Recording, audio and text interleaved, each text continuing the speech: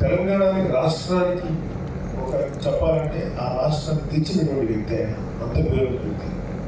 So ఏదో కారణాలు పక్కన పెడితే ఆయన తెలంగాణ అభివృద్ధి చేశారు. అయినా సరే మ్యాక్సిమం 5 years, ఇంకొక 5 years ఆయనకు అవకాశం ఇచ్చారు.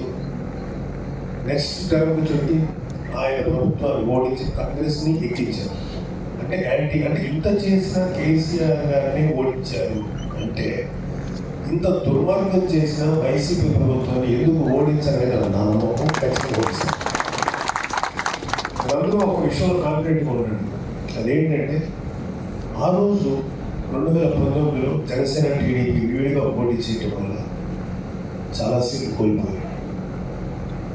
ఇవాళ 2019లో జనసేనకి ఎంత సీట్ ఉందో దానికంట ఖచ్చితంగా 5-6 రెట్ల సీట్లు ఈరోజు పడుతుంది.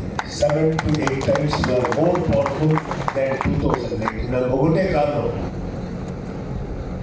ఏమాత్రం నిరాశ చెందకుండా మొత్తం శక్తినంతా కూడా తీసుకుని తన శక్తి, తన బలాన్ని, తన ఆర్థిక బలాన్ని అన్నింటినీ కూడా తీసుకుని ఈ రోజుకి మన పార్టీ నడుపుతూ ఇంకొక 20 సంవత్సరాలు 30 సంవత్సరాలు నడుపుతానని నమ్ముకున్న నాయకుడు వెంట మనం నడిస్తే ఖచ్చితంగా నాయకుడు మంచి జీవితం ఇస్తాం. ఇలాంటి వ్యక్తి ఉన్నప్పుడు ఇతన్ని మనం సెలెక్షన్ ఒక్కోసారి నాకు అనిపిస్తుంది, అంటే మనకి ఎదుర్కొన్న ఒక వ్యక్తి సమస్యల్లో బాధపడుతున్నాడు, వాడి పక్కనే ఒక అద్భుతమైన నిధి ఉంటుంది, అది మనకు తెలుస్తుంది. కానీ ఆ నిధిని చూసుకోకుండా ఆ పూటగా నాకు ఎలా గడిస్తే బాగుంటుంది అని ఆలోచిస్తుంటే ఎవరికో నీ పక్కనే ఉంటుందా దాన్ని తీసుకొని చెప్పాలనిపిస్తుంది.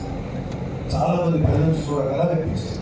పవన్ కళ్యాణ్ అటువంటి ఎన్నుకోవడం ఏ స్వార్థం లేదు, తన డబ్బుని తన జీవితాన్ని ప్రజల కోసం తీసుకెట్టి అలాంటి వాటిని ఉంటే ఎంత చేస్తానో మనకనే అనేది నువ్వు జాగ్రత్తగా ఆలోచించాల్సిన అవసరం ఖచ్చితంగా చేస్తాను.